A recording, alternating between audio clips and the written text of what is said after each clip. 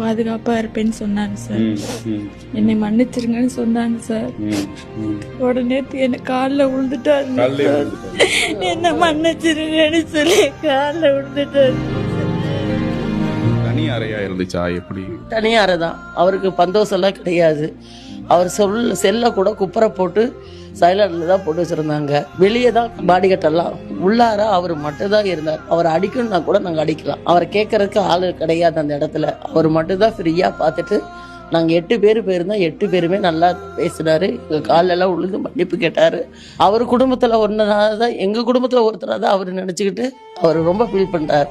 நாங்கள் கூட தெம்பாக இருக்குங்க, அவர் தெம்பு இல்லாமல் தாங்க இருக்காரு. சும்மா எல்லாருமே ரிப்போர்ட்டர் எல்லாருமே தப்பாக எழுதி வைக்கிறாங்க. நேரில் போய் பார்த்தவங்களுக்கு தான் அந்த அருமை தெரியும். அவங்க ஆடம்பரம்லாம் நேற்று பண்ணலை. உள்ளார வந்து ஷூட்டிங், இந்த பேப்பர் எடுக்கிறது, இந்த செல்லில் வீடியோ எடுக்கிறதோ யாருமே எதுவுமே, என் பேத்திகளை வச்சு ஃபோட்டோ பிடிக்க வர சொன்னதுனால வந்து ஃபோட்டோ பிடிச்சாங்க. என் பேத்தியும் என் பையனை மட்டும்தான் வச்சு அவளுக்கு ஆசை. அதனால அவள் ஃபோட்டோவை படியில் வச்சு பிடிக்கணும்னு ரொம்ப அழுதாருங்க. ரொம்ப ரொம்ப ஃபீல் பண்ணி ரொம்ப அழுதுட்டாருங்க. இப்படியெல்லாம் யாரும் நாங்கள் பார்த்தது கிடையாது. இப்படி அன்னைக்கு ஸ்டாலின் உள்ளார வந்தப்போ கூட நாங்கள் பார்க்கல அவரெல்லாம். நாங்களாம் வெளியே தான் அழுதுகிட்டு இருந்தோம். சீக்கிரமாக பிரேத பரிசோதனை பண்ணினாங்க, எல்லாம் பண்ணினாங்க. யாரையுமே நாங்கள் பார்க்கல. அந்த சூழ்நிலை நாங்கள் இல்லை.